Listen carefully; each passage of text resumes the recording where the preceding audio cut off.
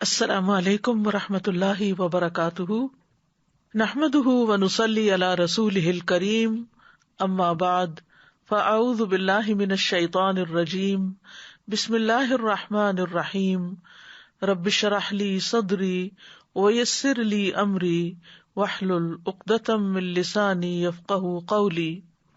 یا ایہا الناس قد جاءتکم موعظة من ربكم وشفاء لما في الصدور وهدى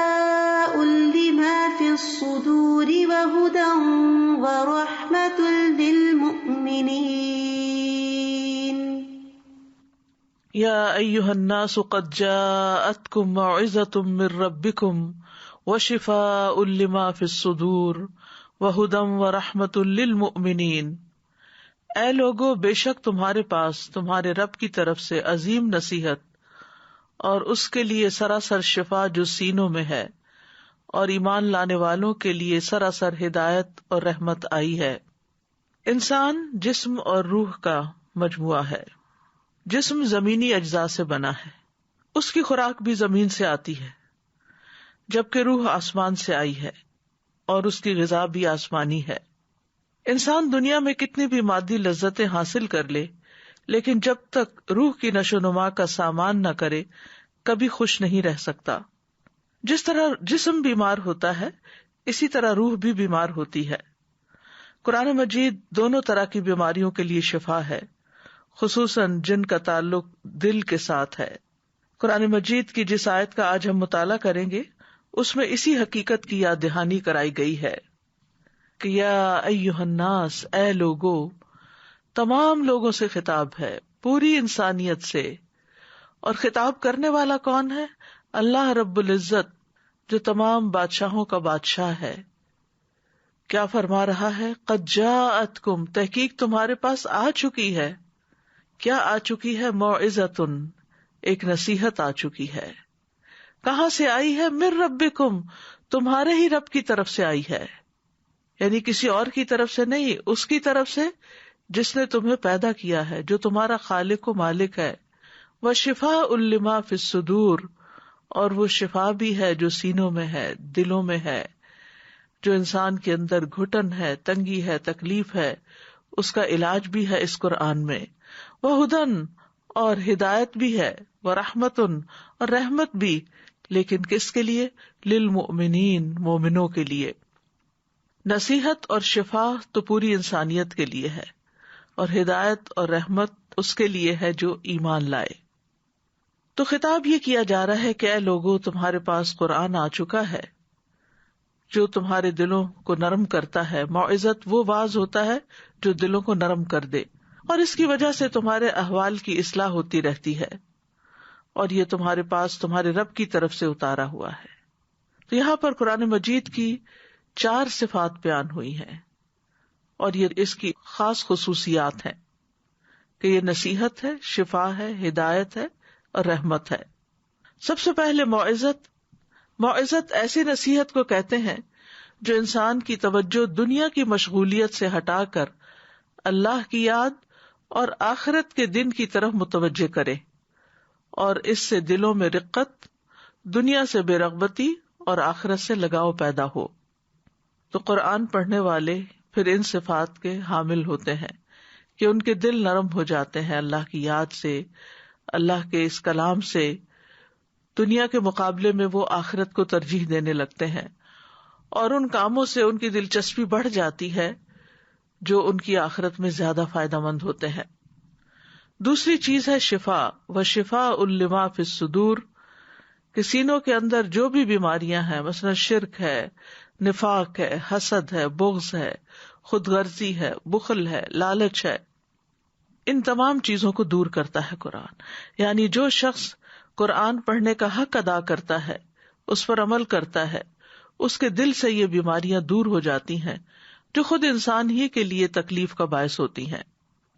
تیسری چیز وہدن، اور ہدایت، یعنی یہ قرآن انسان کی زندگی کے تمام شعبوں میں اس کی پوری رہنمائی کرتا ہے، وہ فرد کے حقوق کے بارے میں بھی بتاتا ہے، وہ معاشرے کے بارے میں بھی بتاتا ہے، اور اس سے یہ کہ ہر ایک کا دائرہ کار پتہ چلنے کے بعد پھر ایک دوسرے کے حقوق محفوظ ہو جاتے ہیں، کسی پر زیادتی نہیں ہوتی۔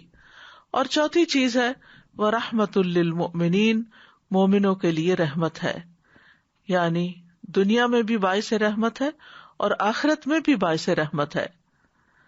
تو بہرحال قرآن شفا بھی ہے، ہدایت بھی ہے، رحمت بھی ہے، اور اپنے رب کی طرف سے ایک بہت بڑا تحفہ ہے ان لوگوں کے لیے جو اسے قبول کرنے والے ہوں۔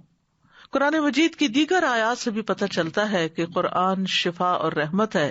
سورۃ بنی اسرائیل کی آیت نمبر 82 میں اللہ تعالیٰ فرماتے ہیں وَنُنَزِّلُ مِنَ الْقُرْآنِ مَا هُوَ شِفَاءٌ وَرَحْمَةٌ وَرَحْمَةٌ لِّلْمُؤْمِنِينَ وَلَا يَزِيدُ الظَّالِمِينَ إِلَّا خَسَارًا، اور ہم قرآن میں جو کچھ نازل کرتے ہیں وہ مومنوں کے لیے تو شفا اور رحمت ہے، مگر ظالموں کے خسارے ہی میں اضافہ کرتا ہے۔ مجاہد اور قتادہ کہتے ہیں جو بھی قرآن کے ساتھ مجلس اختیار کرتا ہے تو جب وہ اٹھ کر جاتا ہے تو یا وہ اضافے کے ساتھ اٹھتا ہے یا کمی کے ساتھ اٹھتا ہے۔ یہ اللہ کا وہ فیصلہ ہے جو اس نے کیا ہے کہ یہ ایمان والوں کے لیے سراسر شفا اور رحمت ہے، یعنی جس کے اندر جتنا ایمان ہوگا اتنا ہی وہ اس قرآن سے فائدہ اٹھائے گا، اور جس کے اندر ایمان کی کمی ہوگی، جو اپنی جان پر ظلم کرنے والا ہوگا، اس کو نہ تو قرآن سے کوئی دلچسپی ہوگی، اور اگر وہ قرآن کی مجلس میں بیٹھے بھی، قرآن پڑھے بھی، سمجھے بھی، تو فائدے کی بجائے اس کو نقصان ہی ہوگا، کیونکہ اس کے اندر کے وساوس اس کو اللہ سے اور اس کی کتاب سے اور دور کر دیں گے۔ سورۃ فصلت میں آتا ہے کہ قرآن مومن کے لیے شفا اور ہدایت اور غیر مومن کے لیے بوجھ ہے۔ سورۃ بنی اسرائیل میں خسارے کا لفظ تھا، یہاں بوجھ کا لفظ ہے۔ قل هو للذین آمنوا ھدی وشفاء والذین لا یؤمنون فی آذانہم وقر وہو علیہم عمی، کہہ دیجئے یہ قرآن ان لوگوں کے لیے جو ایمان لائے ہدایت اور شفا ہے، اور وہ لوگ جو ایمان نہیں لاتے ان کے کانوں میں بوجھ ہے، اور یہ ان کے حق میں اندھا ہونے کا باعث ہے۔ تو اس بات سے ڈرنے کی ضرورت ہے کہ اس کتاب سے انسان ہدایت ہی پائے، کہیں ایسا نہ ہو کہ اگر اس کا حق ادا نہ کیا جائے تو یہ الٹا ہمارے خلاف حجت بنے اور بوجھ بنے، اور پھر ہم حق کی بات سے دور ہوں۔ تو اس سے یہ پتہ چلتا ہے کہ قرآن میں ہمارے لیے بہت سی نصیحتیں ہیں، لیکن یہ نصیحت کس کے لیے ہے؟ جو اس کو سمجھ کر پڑھتا ہے، اس کے معنی کو جان لیتا ہے اور نصیحت کی غرض سے پڑھتا ہے، نصیحت حاصل کرنے کے لیے پڑھتا ہے، کیونکہ قرآن پڑھنے کے کئی مقاصد ہو سکتے ہیں نا۔ تو جو شخص اس کو ہدایت کے لیے اور نصیحت کے لیے پڑھتا ہے تو اللہ سبحانہ تعالیٰ اس کو عطا فرماتے ہیں۔ وعظ میں عام طور پر بندے کو کچھ چیزوں کی رغبت دلائی جاتی ہے، کچھ چیزوں سے ڈرایا بھی جاتا ہے۔ تو ایک واعظ جو ہوتا ہے وہ ایک ڈاکٹر کی طرح ہوتا ہے، جو مریض کو کچھ چیزوں کے استعمال کا حکم دیتا ہے اور کچھ چیزوں کے استعمال سے روکتا ہے۔ تو قرآن بھی بہت سی چیزوں سے ہمیں روکتا ہے، یعنی اس کا واعظ کیا ہے کہ کچھ چیزوں سے وہ ہمیں روکتا ہے اور کچھ چیزوں کا ہمیں حکم دیتا ہے۔ قرآن کن کن چیزوں سے روکتا ہے؟ مثلاً فواحش اور منکرات سے روکتا ہے، ظلم اور زیادتی سے روکتا ہے، اور پھر قرآن کو ذکر بھی کہا گیا ہے۔ جیسے واعظ میں یا نصیحت میں ایک یاد دہانی ہوتی ہے، تو واعظ کا ایک اور لفظ جو ہے وہ ذکر بھی ہے، انا نحن نزلنا الذکر وانا لہ لحافظون، کہ ہم ہی اس نصیحت کو نازل کرنے والے ہیں اور ہم ہی اس کی ضرور حفاظت کریں گے۔ اور ایک اور جگہ پر آتا ہے وَلَقَدْ يَسَّرْنَا الْقُرْآنَ لِلذِّكْرِ فَهَلْ مِن مُدَّكِرٍ، کہ قرآن کو ہم نے نصیحت کے لیے آسان کیا ہے، تو کیا ہے کوئی جو نصیحت حاصل کرے؟ ابن قیم کہتے ہیں کہ قرآن کا نصیحت کے لیے آسان ہونا کئی اقسام پر مشتمل ہے۔ نمبر 1، اس کے الفاظ کو حفظ کے لیے آسان کیا ہے۔ نمبر 2، اس کے معنی کو فہم کے لیے آسان کیا ہے۔ نمبر 3، اس کے اوامر و منہیات پر عمل کرنے کے لیے اس کو آسان بنایا ہے۔ پھر یہ ہے کہ یہ قرآن تمام جہان والوں کے لیے ایک نصیحت ہے. ان ہوا الا ذکر للعالمین. پھر یہ کہ عقل والے اس سے نصیحت پکڑتے نہیں. ہے تو سب جہان والوں کے لیے ایک نصیحت، لیکن نصیحت حاصل کون کرتا ہے؟ جو عقل رکھتا ہو. سورۃ صاد میں آتا ہے کتاب انزلناہ الیک مبارک لیدبروا آیاتہ ولیتذکر اولو الالباب. جو کتاب ہم نے آپ کی طرف نازل کی ہے بڑی برکت والی ہے تاکہ لوگ اس کی آیات میں غور و فکر کریں اور اہل عقل اس سے سبق حاصل کریں. سورۃ یاسین میں آتا ہے ان ہوا الا ذکر وقرآن مبین لینذر من کان حیا، کہ وہ تو سراسر نصیحت اور واضح قرآن کے سوا کچھ نہیں تاکہ اسے ڈرائے جو زندہ ہو. یعنی یہ قرآن اس کو خبردار کرتا ہے جس کا دل زندہ ہو.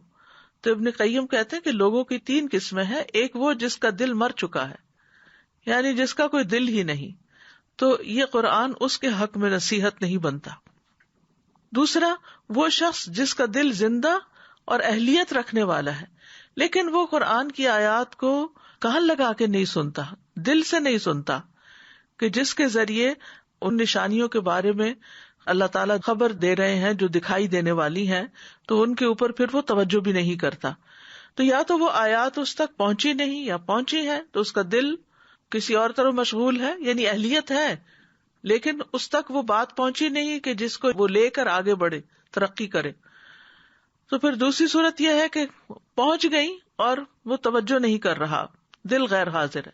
یعنی ایک وہ جس کا دل حاضر ہے، دوسرا وہ جس کا دل غیر حاضر ہے، اس کو بھی نصیحت نہیں ہوتی حالانکہ اس میں اہلیت موجود ہوتی ہے. اور تیسرا وہ شخص ہے جس کا دل بھی زندہ ہے اور اہلیت بھی رکھتا ہے، اور جب اس پر آیات تلاوت کی جاتی ہیں تو وہ اپنے کان لگاتا ہے اور اپنے دل کو حاضر کرتا ہے، اور جو کچھ وہ سن رہا ہوتا ہے وہ اسی کی طرف متوجہ ہوتا ہے، ادھر ادھر نہیں اس کا دل بھٹکتا. تو اس قسم کے لوگ جو ہوتے ہیں وہی دراصل ان آیات سے بھی فائدہ اٹھاتے ہیں جو تلاوت کی جاتی ہیں، اور ان آیات سے بھی فائدہ اٹھاتے ہیں جو مشاہدے سے تعلق رکھتی ہیں، جیسے پہاڑ، آسمان، زمین وغیرہ. پھر اسی طرح یہ ہے کہ اس سے یہ بھی پتہ چلتا ہے کہ جو علم حاصل کرتا ہے اور توجہ سے حاصل کرتا ہے وہی اس قرآن سے فائدہ اٹھاتا ہے. وَتِلْكَ الْأَمْثَالُ نَضْرِبُهَا لِلنَّاسِ وَمَا يَعْقِلُهَا إِلَّا الْعَالِمُونَ. یہ مثالیں جو ہم لوگوں کے لیے بیان کرتے ہیں انہیں صرف جاننے والے ہی سمجھتے ہیں. ابن قیم کہتے ہیں کہ جو کوئی قرآن سے رہنمائی حاصل کرنا چاہتا ہے اسے چاہیے کہ قرآن میں غور و فکر اور تدبر کرے. ابن تیمیہ بھی یہی کہتے ہیں کہ جو کوئی رہنمائی حاصل کرنے کے لیے قرآن میں تدبر کرتا ہے تو حق کا راستہ اس پر واضح ہو جاتا ہے.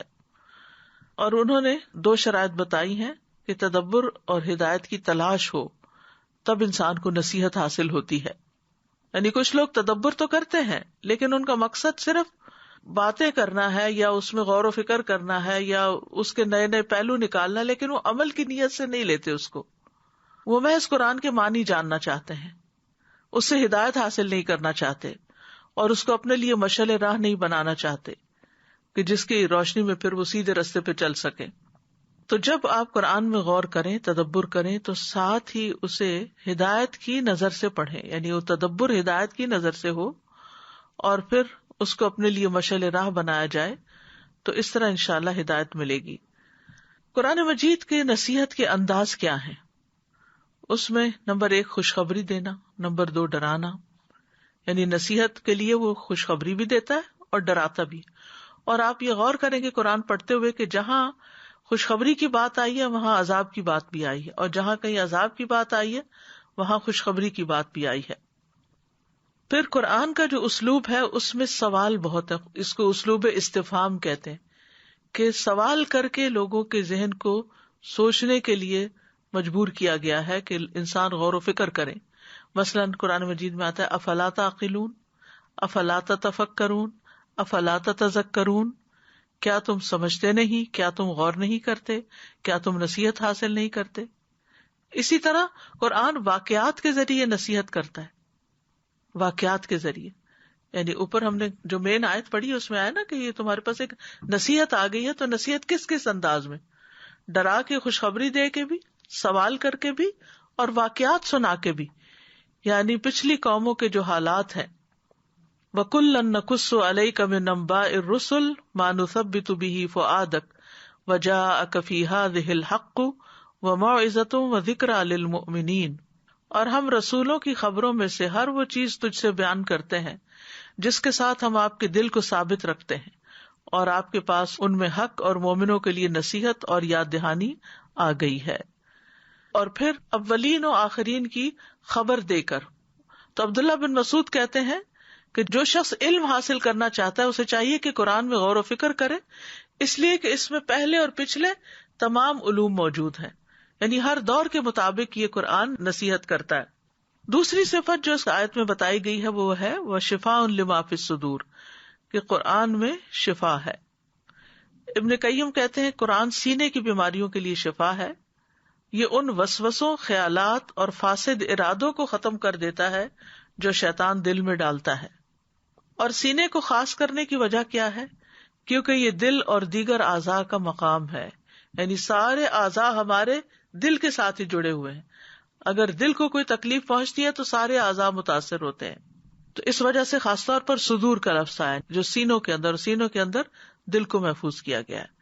اور حقیقت یہ ہے کہ دل کی لا علاج بیماریوں کی شفا قرآن کے اندر ہے۔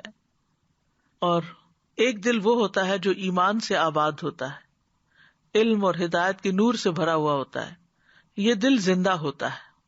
دوسرے وہ دل جو ایمان سے خالی ہوتا ہے اور وحی کے علوم سے خالی ہوتا ہے، تو یہ مردہ دل ہوتا ہے۔ تو دل کے مردہ ہونے کے دو اسباب ہیں، نمبر 1 جہالت اور نمبر 2 تکبر۔ جہالت جو ہے دل اور ایمان اور نور کے درمیان رکاوٹ بن جاتی، اور تکبر انسان کو علم حاصل نہیں کرنے دیتا۔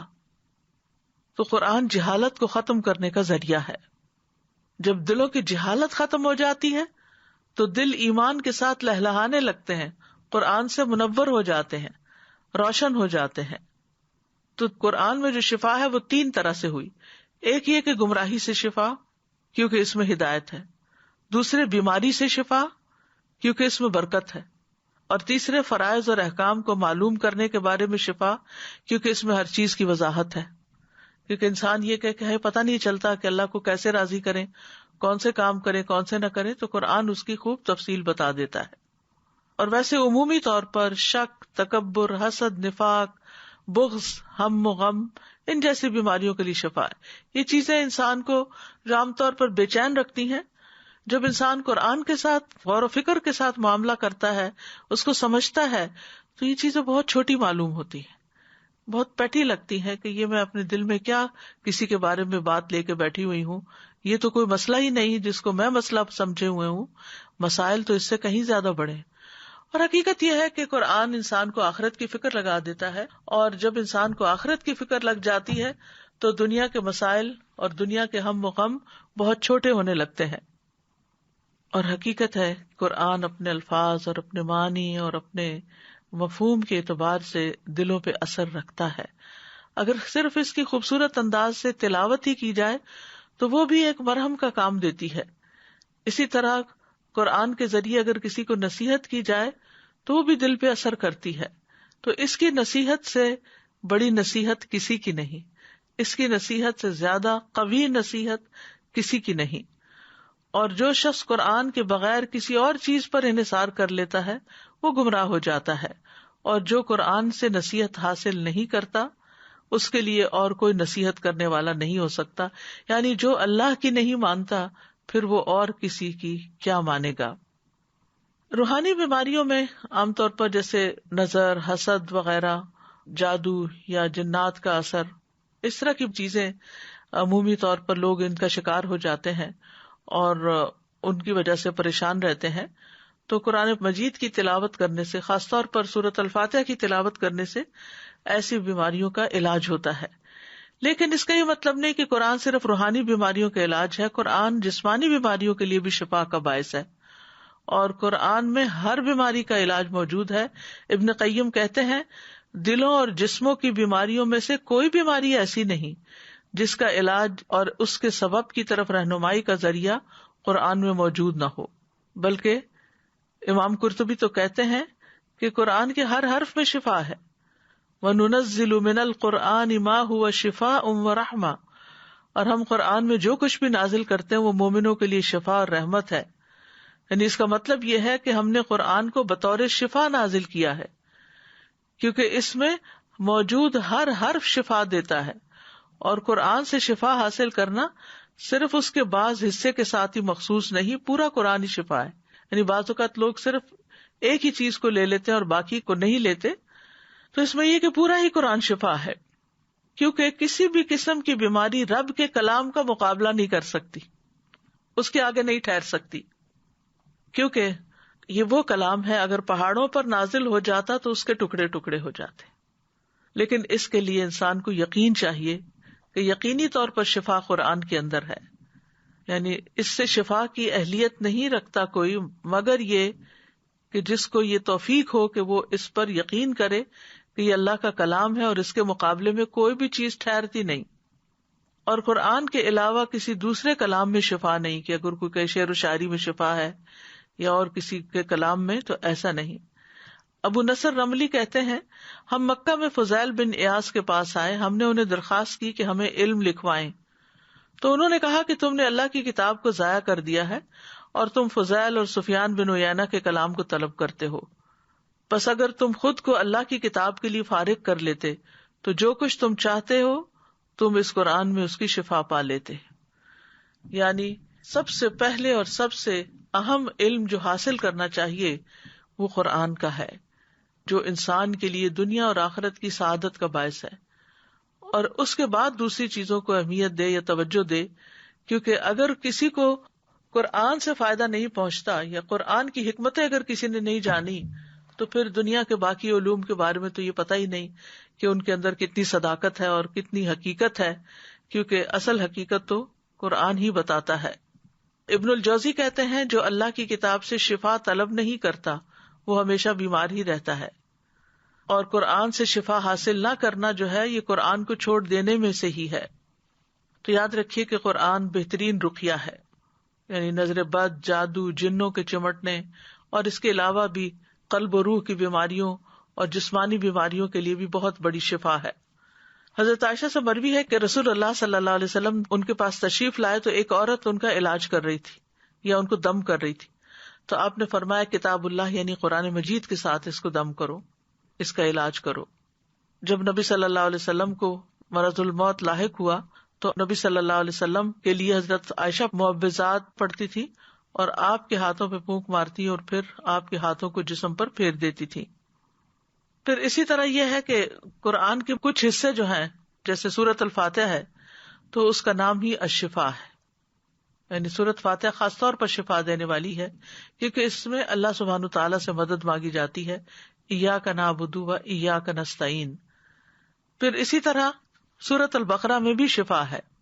ابو امامہ کہتے ہیں میں نے رسول اللہ صلی اللہ علیہ وسلم کو یہ فرماتے ہوئے سنا کہ سورۃ البقرہ پڑھا کرو کیونکہ اس کا پڑھنا باعث برکت ہے اور اس کا چھوڑنا باعث حسرت ہے، اور جادوگر اس کو حاصل کرنے کی طاقت نہیں رکھتے. پھر اس آیت سے یہ بھی پتہ چلتا ہے کہ قرآن ہدایت ہے. شہر رمضان الذی انزل فیہ القرآن ھدی للناس وبینات من الھدی والفرقان. رمضان کا مہینہ وہ ہے جس میں قرآن نازل کیا گیا ہے جو لوگوں کے لیے سراسر ہدایت اور حق و باطل میں فرق کرنے کی واضح دلیلیں ہیں. پھر اسی طرح سورۃ بنی اسرائیل میں آتا ہے کہ یہ قرآن سب سے زیادہ درست رستے کی طرف انسان کی رہنمائی کرتا ہے. ان ھذا القرآن یہدی للتی ہی اقوم ویبشر المؤمنین الذین یعملون الصالحات ان لہم اجرا کبیرا. بلا شبہ یہ قرآن اس راستے کی ہدایت دیتا ہے جو سب سے سیدھا ہے، اور ان ایمان والوں کو جو نیک عمل کرتے ہیں بشارت دیتا ہے کہ ان کے لیے بہت بڑا اجر ہے.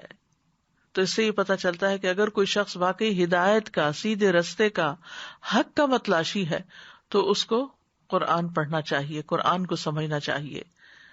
پھر اسی طرح یہ کہ یہ سلامتی کی راہیں دکھانے والی کتاب ہے. قرآن مجید میں آتا ہے قد جاءکم من اللہ نور و کتاب مبین یہدی بہ اللہ من اتبع رضوانہ سبل السلام. سورۃ المائدہ کی آیات ہیں جن کا مطلب ہے بے شک تمہارے پاس اللہ کی طرف سے ایک روشنی اور واضح کتاب آئی ہے جس کے ساتھ اللہ ان لوگوں کو جو اس کی رضا کے پیچھے چلے سلامتی کے راستوں کی ہدایت دیتا ہے. پھر اسی طرح یہ ہے کہ یہ کتاب زندگی کے تمام معاملات میں رہنمائی دیتی ہے، بشرطے کہ انسان رہنمائی کی غرض سے اس کی طرف رجوع کرنے والا ہو. قرآن مجید میں آتا ہے وَنَزَّلْنَا عَلَيْكَ الْكِتَابَ تِبْيَانًا لِكُلِّ شَيْءٍ وَهُدًى وَرَحْمَةً وَبُشْرَى لِلْمُسْلِمِينَ، اور ہم نے جو تجھ پر کتاب نازل کی اس حال میں کہ ہر چیز کا واضح بیان ہے. یعنی آپ زندگی کے کسی بھی مسئلے کے بارے میں اس سے رہنمائی حاصل کرنا چاہیں، اس کو پڑھتے چلے جائیں، آپ رہنمائی پا جائیں گے. امام شافعی کے بارے میں آتا ہے کہ انہوں نے ایک مسئلے کی تحقیق میں 300 بار قرآن کا مطالعہ کیا، 300 بار اس کو پڑھا، جب جا کر ان کو ایک آیت ملی جس چیز کی وہ تلاش میں تھے اس کا بھرپور جواب تھا. لیکن ہم عام طور پر ایک تھوڑا سا حصہ پڑھ لیتے ہیں، کہیں سے پڑھ لیتے ہیں، پھر کہتے ہیں کچھ سمجھ نہیں آ رہی، پھر چھوڑ دیتے ہیں. نہیں، پڑھتے رہیں اور بار بار پڑھتے رہیں، آپ دیکھیں گے کہ آپ کو اپنے مسائل کا، چاہے وہ کسی بھی قسم کے ہوں، ان کا حل آپ کو قرآن میں مل جائے گا. لیکن اس کے لیے جلدی نہ کریں، اس کے لیے وقت نکالیں. پھر صحیح مسلم میں آتا ہے کہ قرآن میں ہدایت اور نور ہے. زید رضی اللہ عنہ سے مروی ہے کہ رسول اللہ صلی اللہ علیہ وسلم نے فرمایا آگاہ رہو اے لوگو، میں ایک انسان ہوں، قریب ہے کہ میرے رب کا بھیجا ہوا میرے پاس آئے تو میں اسے قبول کر لوں، یعنی موت کے فیصلے کو، اور میں تم میں 2 بھاری چیزیں چھوڑے جا رہا ہوں. ان میں سے پہلی اللہ کی کتاب ہے جس میں ہدایت اور نور ہے، تو تم اللہ کی کتاب کو پکڑے رکھو اور اس کے ساتھ مضبوطی سے جڑے رہو. اور آپ نے اللہ کی کتاب پر بہت زور دیا اور اس کی خوب رغبت دلائی. پھر آپ نے فرمایا دوسری چیز میرے اہل بیت ہیں، میں تم لوگوں کو اپنے اہل بیت کے بارے میں اللہ کی یاد دلاتا ہوں، میں تم لوگوں کو اپنے اہل بیت کے بارے میں اللہ کی یاد دلاتا ہوں، میں تم لوگوں کو اپنے اہل بیت کے بارے میں اللہ کی یاد دلاتا ہوں. یہ بات آپ نے 3 بار فرمائی. پھر اسی طرح یہ ہے کہ یہ گمراہی سے بچانے والی کتاب ہے.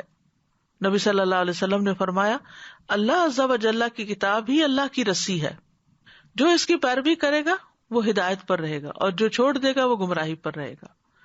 جیسے کہ ایک اور حدیث سے پتہ چلتا ہے کہ یہ اللہ کی رسی ہے، اس کا ایک سرا اللہ کے ہاتھ میں ہے اور دوسرا بندے کی طرف ہے. اب اگر بندہ دوسرے سرے کو پکڑ لے گا، یعنی قرآن کو مضبوطی سے تھام لے گا، تو یقیناً وہ اللہ کا قرب حاصل کرے گا اور اللہ سبحانہ تعالیٰ کے رستے پر ہی چلے گا. پھر اسی طرح یہ شیاطین کی گمراہی سے بچانے کا ذریعہ ہے. عبداللہ فرماتے ہیں بے شک اس سیدھے رستے پر آمد و رفت رہتی ہے، یہاں شیطان آتے رہتے ہیں اور بلند آواز سے کہتے ہیں اے اللہ کے بندے اس دوسرے رستے پہ آ جاؤ. بس تم اللہ کی رسی کو مضبوطی سے تھام لو اور بے شک قرآن اللہ کی رسی ہے. یعنی جب انسان کے دل میں یہ خیالات یا وسوسے آنے لگے کہ اس کام کو چھوڑ کر کچھ اور کر لیا جائے، تو عبداللہ بن مسعود کی یہ نصیحت یاد رکھیں کہ تم اللہ کی رسی کو مضبوط تھام لو، بے شک قرآن ہی اللہ کی رسی ہے، یعنی اس کو نہیں چھوڑنا. پھر اسی طرح قرآن کی تعلیم کی بدولت انسان کو روشنی اور فرقان ملتا ہے، حق کو باطل میں فرق کرنے کی صلاحیت ملتی ہے، صحیح اور غلط کی پہچان ملتی ہے.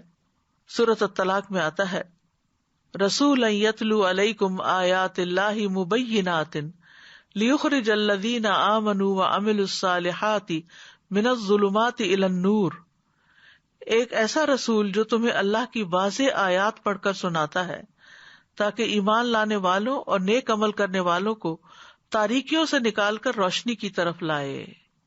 تو چاہے غموں کا اندھیرا ہو یا جہالت کا اندھیرا ہو، کفر کا اندھیرا ہو یا نفاق کا اندھیرا ہو، کسی بھی طرح کا غم دل پہ چھائے، فکر اور پریشانی چھائے، تو پھر کیا کرنا چاہیے؟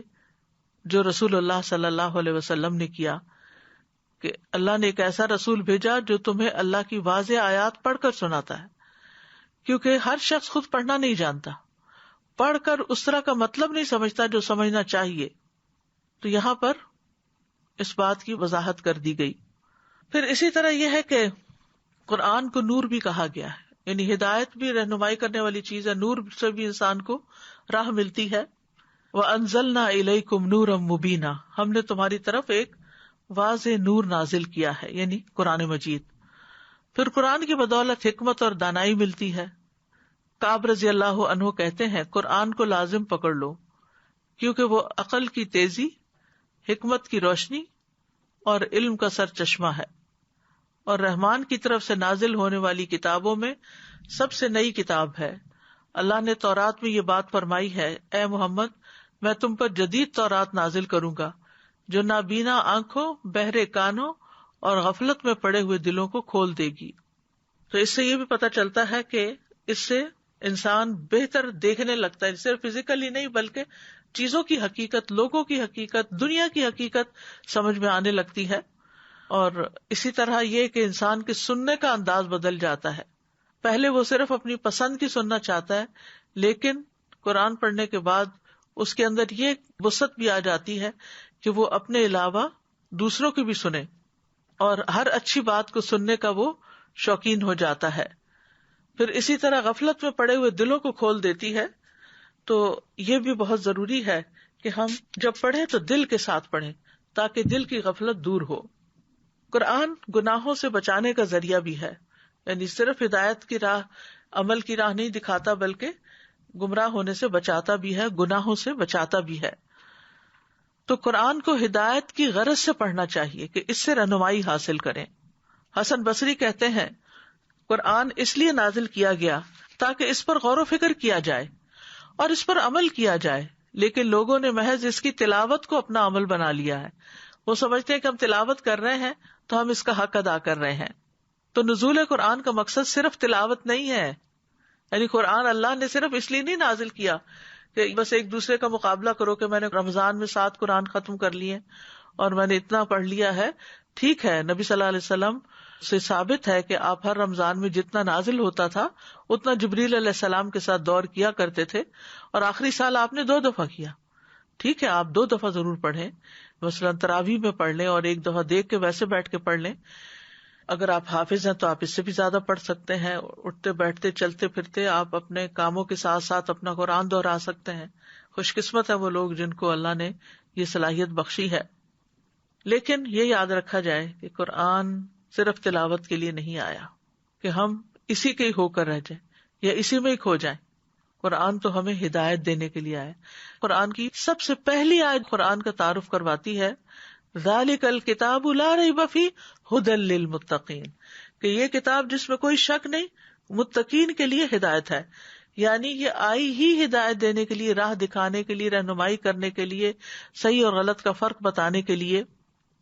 اور پھر جتنا جتنا انسان اس میں تدبر کرتا جاتا ہے اتنا ہی اس کو رہنمائی بہتر طور پر ملتی جاتی ہے، کیونکہ قرآن پر تدبر سے ہی ہدایت ملتی ہے۔ ابن تیمیہ کہتے ہیں، من تدبر القرآن طالب الہدی منہ تبین لہ طریق الحق، جو ہدایت کی غرض سے، ہدایت کی نیت سے قرآن میں تدبر کرتا ہے اس کے لیے حق کا راستہ واضح ہو جاتا ہے، اور جو تدبر نہ کرے ان کی مذمت بھی کی گئی ہے۔ افلا یتدبرون القرآن ام علی قلوب اقفالها، تو کیا یہ لوگ قرآن میں غور و فکر نہیں کرتے یا ان کے دلوں پہ تالے پڑے ہوئے ہیں؟ تو بعض لوگوں کو ہو سکتا ہے تدبر کا معنی نہ آتا ہو۔ تدبر کا مطلب غور و فکر کرنا ہوتا ہے، پے در پے اس کو پڑھنا ہوتا ہے، ریپیٹیشن کرنی ہوتی ہے، اور اس کے مفہوم اور معنی کو مختلف جگہوں سے دیکھ کر، تفسیریں پڑھ کر اس کو بتانا ہوتا ہے، خود بھی اور دوسروں کو بھی۔ پھر قرآن کی محض تلاوت کرنے اور اس پر عمل نہ کرنے والے کی سزا بھی ہے۔ یعنی ہم سمجھتے ہیں کہ ہم تلاوت کر کے یا صرف پڑھ کے یا دوسروں کو پڑھا کے کامیاب ہو گئے اور یہی کام رہ گیا دنیا میں، تو ایسا نہیں ہے، کیونکہ اگر ہمارا اپنا عمل اس کے مطابق نہیں ہوتا تو بہت سخت وعید ہے۔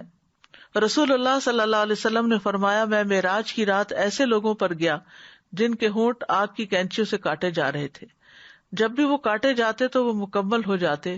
میں نے پوچھا، جبریل یہ کون لوگ ہیں؟ انہوں نے کہا، یہ آپ کی امت کے وہ خطیب ہیں جو وہ بات کہتے تھے جو خود نہیں کرتے تھے۔ بعض اوقات ہم چیز فارورڈ پہ فارورڈ کرتے چلے جاتے ہیں، لیکن یہ نہیں سوچتے کہ اس پر ہم نے خود بھی عمل کیا یا نہیں، یا وہ ہمیں سمجھ بھی آئی یا نہیں۔ پھر اسی طرح یہ ہے کہ اگر کوئی شخص اس سے منہ موڑتا ہے، تکبر کر کے اس پر اڑا رہتا ہے، گویا اس نے کچھ سنا ہی نہیں، تو قرآن میں آتا ہے فبشرہ بعذاب علیم، اس کو دردناک عذاب کی بشارت دے دو۔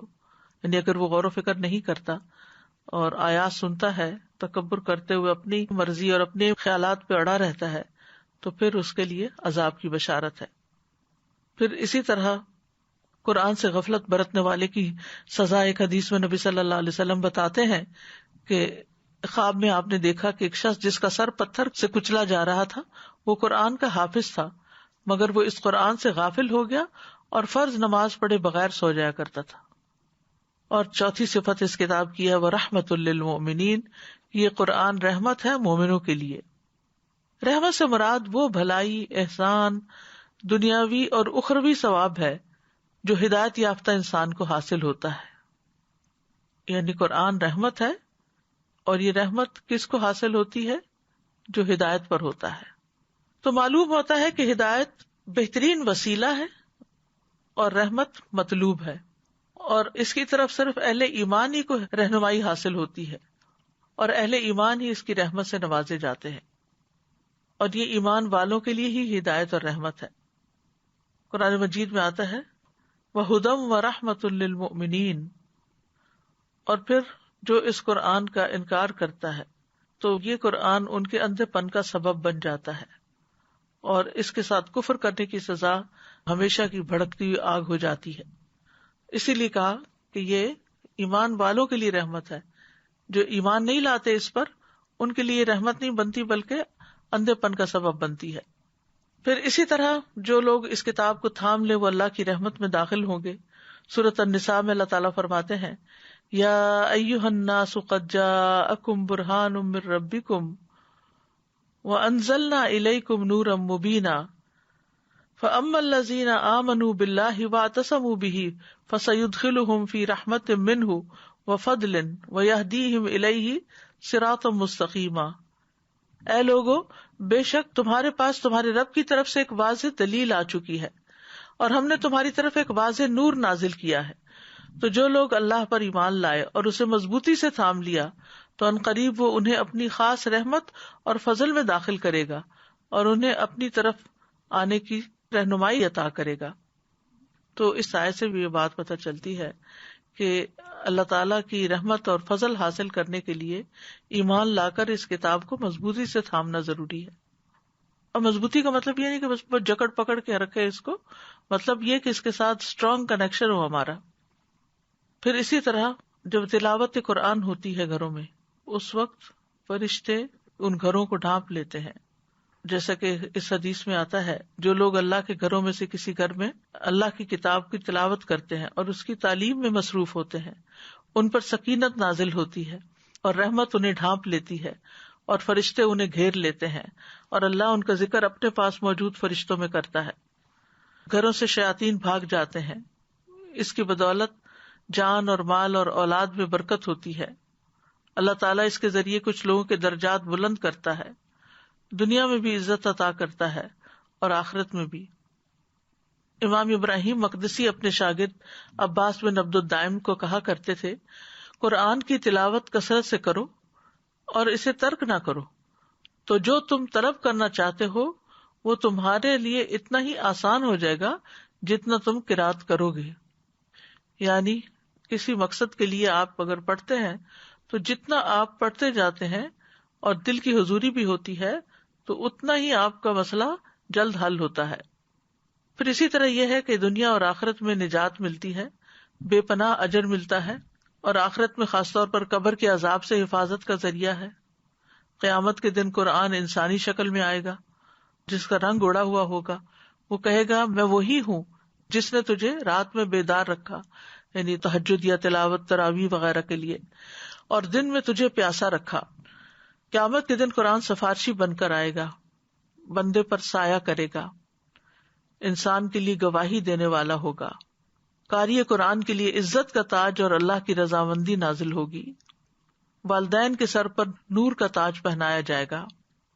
قرآن پڑھنے والوں کا جنت میں بہترین مقام ہوگا، اور جب سب لوگ وہاں چلے جائیں گے اور کسی کو کوئی شکایت نہیں رہے گی اور سب خوش ہو جائیں گے، تو پھر اس کے بعد ہمیشہ ہمیشہ کی نعمتیں ہی نعمتیں ہوں گی اس کے لیے۔ تو اللہ تعالیٰ سے دعا کرتے ہیں کہ اللہ تعالیٰ ہمیں بھی ہدایت اور رحمت عطا فرمائے۔ ربنا لا تزغ قلوبنا بعد اذ ہدیتنا وہب لنا من لدنک رحمہ انک انت الوہاب۔ پھر اسی طرح اللہم اہدنی فیمن ہدیت پھر یہ خاص دعا ہے جو قرآن سے متعلق ہے، اللہم انی عبدک وابن عبدک وابن امتک ناصیتی بیدک ماض فی حکمک عدل فی قضاؤک اسألک بکل اسم هو لک سمیت بہ نفسک او علمتہ احدا من خلقک او انزلتہ فی کتابک او استأثرت بہ فی علم الغیب عندک ان تجعل القرآن ربیع قلبی ونور صدری وجلاء حزنی وذہاب ہمی وغمی۔ یہ دعا جو ہے انسان کا رنج و غم بھی دور کرتی ہے اور قرآن کو سینے کی بہار بنا دیتی ہے۔ آپ بھی آزما کر دیکھیے، بہت فائدہ مند دعا ہے۔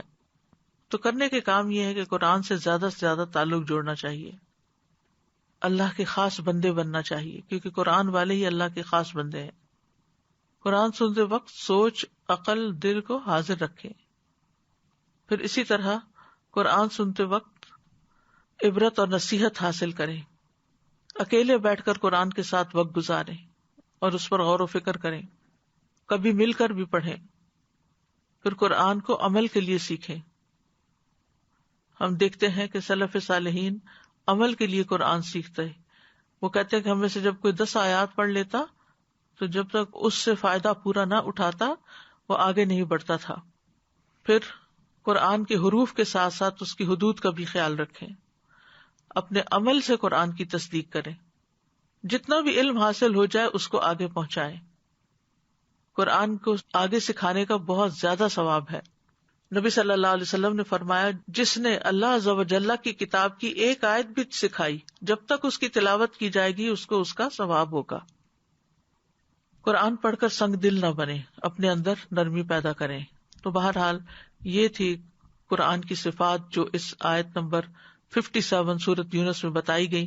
اللہ تعالیٰ سے دعا ہے کہ اللہ تعالیٰ واقعی ہمارے لیے اس کتاب کو نصیحت، شفا اور ہدایت اور رحمت بنا دے۔ اللہ ہمیں ایمان کی بلندیاں نصیب فرمائے۔ وآخر دعوانا ان الحمد للہ رب العالمین۔ سبحانک اللہم وبحمدک اشہد ان لا الہ الا انت استغفرک واتوب الیک۔ السلام علیکم ورحمۃ اللہ وبرکاتہ۔